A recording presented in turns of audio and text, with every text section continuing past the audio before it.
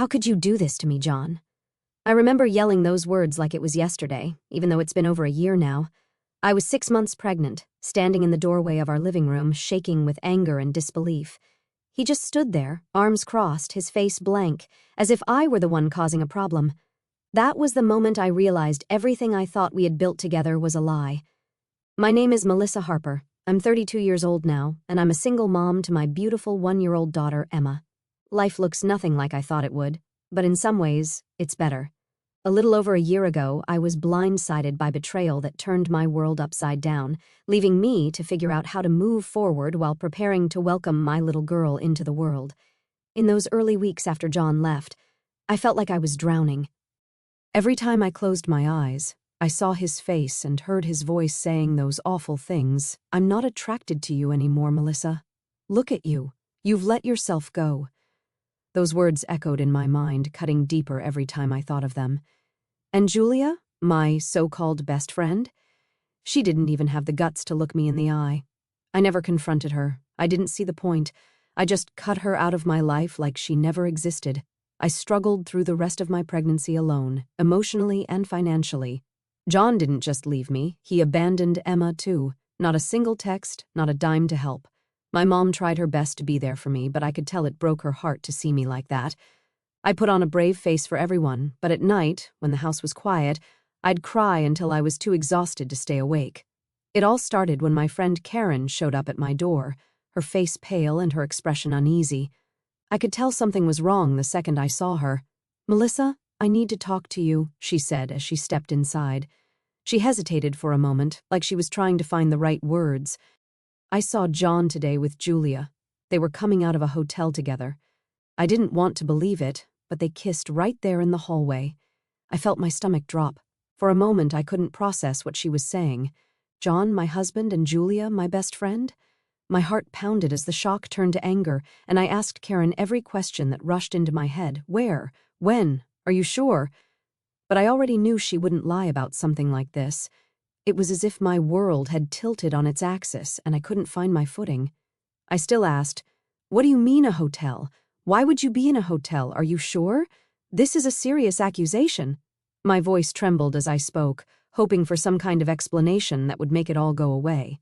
Karen nodded solemnly, her eyes full of pity and regret. "My cousins were visiting, staying at that hotel. I was on my way to their room when I saw them, Melissa. I know what I saw. They were coming out of a room together. They kissed right there in the hallway." She paused, her voice softening. "I'm so sorry, but you needed to know." Hearing her say it again, so matter-of-factly, was like a punch to the gut.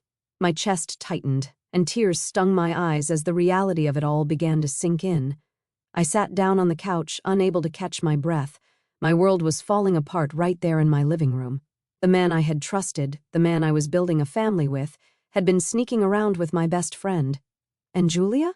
She'd been in my life for years, the person I turned to when things got tough. How could they do this to me? How could they betray me like this, especially now when I was carrying our child? I felt a wave of emotions crash over me, anger, humiliation, heartbreak, all tangled up in a knot I couldn't unravel. Every memory, every promise, every plan we'd made together suddenly felt like a cruel joke. I couldn't stop myself from wondering, had I been blind? Was there something I'd missed, or was I just that easy to discard? The weight of it all pressed down on me, and for the first time in my life, I truly felt like I was breaking. That night, I waited for John to come home, my stomach in knots and my heart pounding in my chest. When I heard his car in the driveway, I felt a surge of both anger and dread. He walked in like it was any other day, setting his keys on the counter and loosening his tie. I didn't even let him get past the kitchen. "How long has it been, John?" I asked, my voice trembling but steady. He looked up, confused, and then his expression hardened. "What are you talking about?" he said, feigning ignorance. "Don't play games with me," I snapped. "Karen saw you at the hotel with Julia. Now tell me the truth." His face twisted into a scowl, and he scoffed. "Karen? That woman's nuts. She probably misunderstood something, Melissa. You're letting your imagination run wild. There's nothing going on." But his tone was defensive, and his refusal to meet my eyes told me all I needed to know. I clenched my fists, feeling my anger rise with every word he said. "Don't you dare lie to me, John," I shouted, my voice breaking. Karen isn't nuts, and you know it. She saw you with Julia, leaving a hotel room. She saw you kiss her. So don't stand there and insult my intelligence. He threw his hands up in frustration, pacing the room like he was the one being wronged. Melissa, you're blowing this out of proportion, he snapped. Karen probably saw something innocent and twisted it in her head. Julia and I are just friends, that's all. But his excuses sounded pathetic, and the more he talked, the more I could see the guilt written all over his face. It was like he was trying to talk himself out of the hole he'd already dug. As he continued spewing his excuses, I felt a sudden flutter in my stomach. Emma, she moved as if reminding me she was there, a tiny life depending on me in the middle of all this chaos. For a second, the anger was replaced by a wave of sadness so heavy it nearly crushed me. How could he do this to us? To her? I put my hand on my belly instinctively, trying to steady myself. Do you even care about us, John? I asked, my voice quieter but laced with heartbreak. Do you care about your daughter? She's in here, and she can feel this, feel me falling apart because of you. His eyes flicked to my belly for a brief moment, but instead of softening, his face stayed cold and unreadable. This isn't about the baby, he said flatly. Don't make this more dramatic than it needs to be. It was in that moment I knew I was truly on my own. I felt tears welling up, but I refused to let them fall in front of him. More dramatic, I repeated, my voice trembling with disbelief. I'm 6 months pregnant, John. 6 months. And you're telling me it's not dramatic that you're sneaking around with my best friend? That you've destroyed our family before our daughter even has a chance to be born? My voice rose with every word, my heartbreak morphing into a fiery rage I couldn't hold back anymore. John sighed, as if he was the one being inconvenienced. Melissa, you're blowing this out of proportion, he said, shaking his head. Julia and I, it just happened, okay? I can't help how I feel things haven't been the same between us for a while, and honestly, look at yourself. You've changed. He motioned toward me, his words dripping with contempt. I'm not attracted to you anymore, Melissa. I'm sorry, but it's the truth. John scoffed, shaking his head like I was wasting his time. God, Melissa, do you even hear yourself? He snapped, his voice ice cold. You've been nothing but a whiny, overgrown baby ever since you got pregnant. Every day, it's something. Your back hurts, your feet are swollen, you're tired. I get it, you're pregnant, but you act like you're the first woman in the world to have a kid. It's pathetic. He looked me up and down, his expression twisting into disgust. And don't even get me started on how you look, he said, his voice dropping to a cruel sneer. You're massive. Honestly, Melissa, you're starting to look like a damn elephant waddling around here. It's embarrassing. You don't even try to look decent anymore. It's just sweatpants and your greasy hair tied up in that ugly bun. Julia? She's gorgeous. She actually takes care of herself, and she's fun to be around. You? You're just a moody, needy mess, and I'm tired of pretending otherwise. He stared at me, his words hanging in the air like poison, and I felt my entire body go numb. I stood there, frozen, unable to find the words. How could he be so cruel? I had braced myself for denial, for excuses, but not for this. The man who had once promised to love me, who I thought was my partner, was standing in front of me, tearing me apart piece by piece. It wasn't enough that he had betrayed me, that he had thrown away our marriage and our family for my best friend.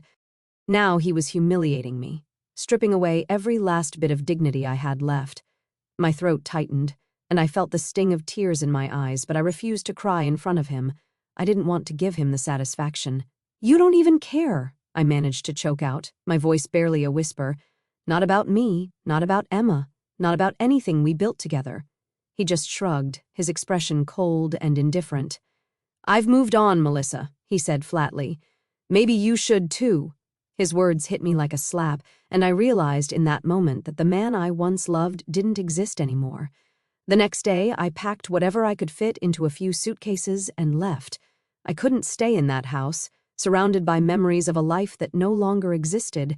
Every corner reminded me of him, of us, and it felt like the walls were closing in on me. My mom had offered weeks ago for me to stay with her if I needed support during the pregnancy, and now I had no choice but to take her up on it. When I arrived at her house, she was waiting at the door, her arms open and her face full of worry. Oh, sweetheart, she said softly, pulling me into a hug. The moment I felt her embrace, I broke down, sobbing into her shoulder like a child. It was the first time I had let myself cry since Karen told me the truth. "It's going to be okay, Melissa," she whispered, holding me tightly. "You and Emma are going to be okay. I'm here, and we'll get through this together." For the first time in what felt like forever, I felt safe, broken but safe. The days at my mom's house were quieter but not easier. She did her best to cheer me up, cooking my favorite meals, sitting with me in the evenings talking about everything but John. But the silence was deafening when she wasn't around. I spent hours staring at the nursery items I had brought with me, folding and refolding Emma's tiny clothes, wondering how I was going to do this alone. Every now and then, I'd catch myself picking up my phone, tempted to call John, to scream at him, to demand how he could walk away from us so easily. But I stopped myself every time. What was the point? He had made it clear who he was, what he cared about, and it wasn't me or his daughter. Instead, I put all my focus on Emma, reminding myself that she was the reason I had to stay strong.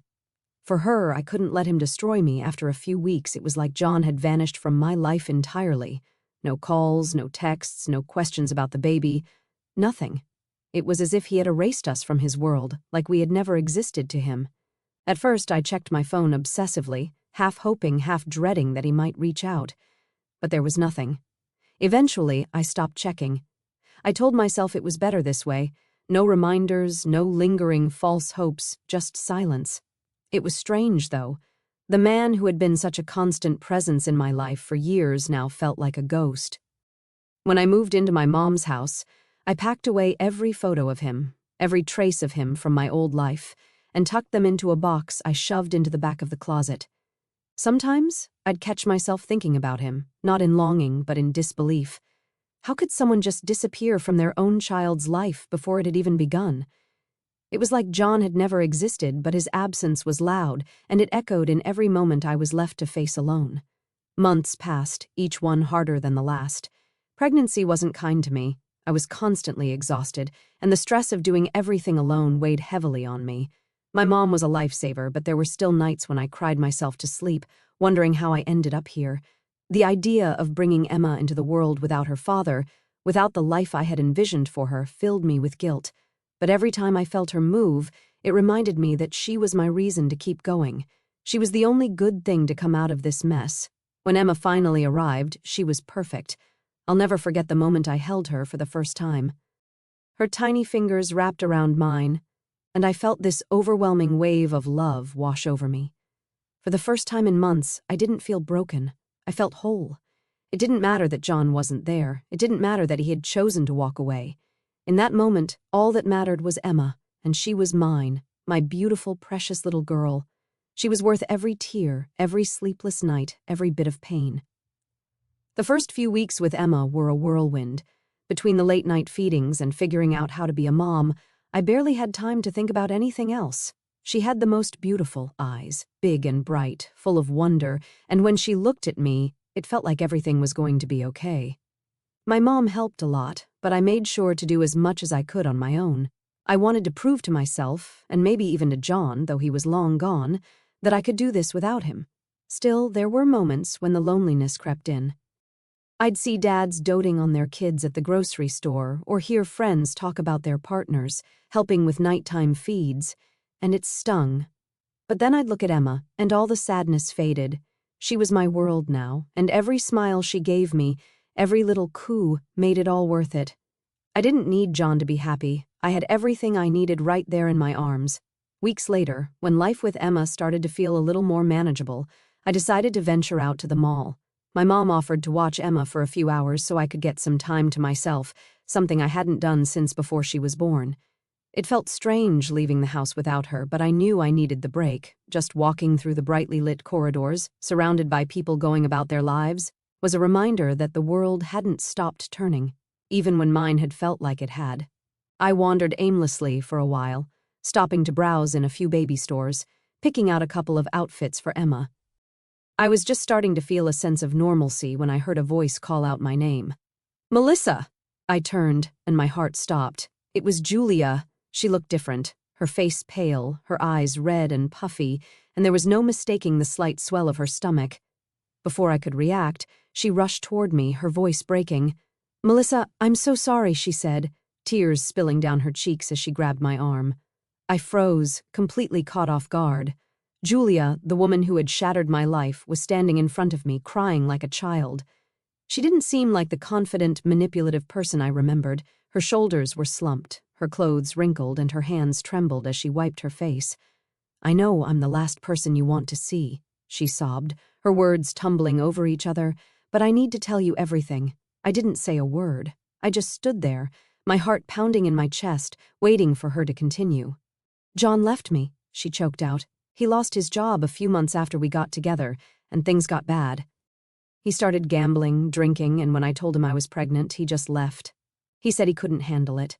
She covered her face, her body shaking with sobs. "I don't know what to do, Melissa.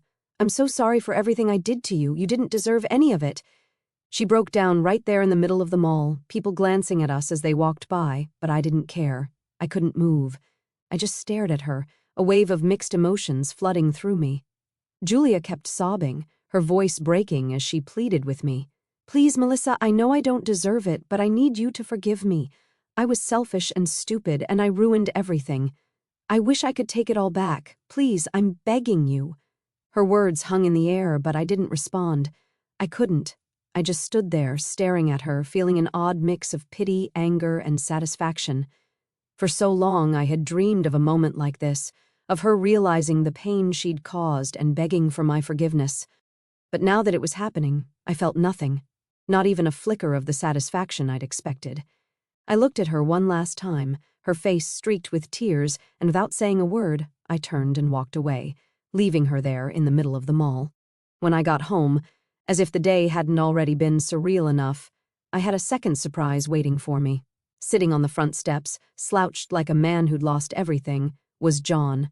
For a moment, I thought I was hallucinating. He looked so different, unkempt, exhausted, and reeking of alcohol.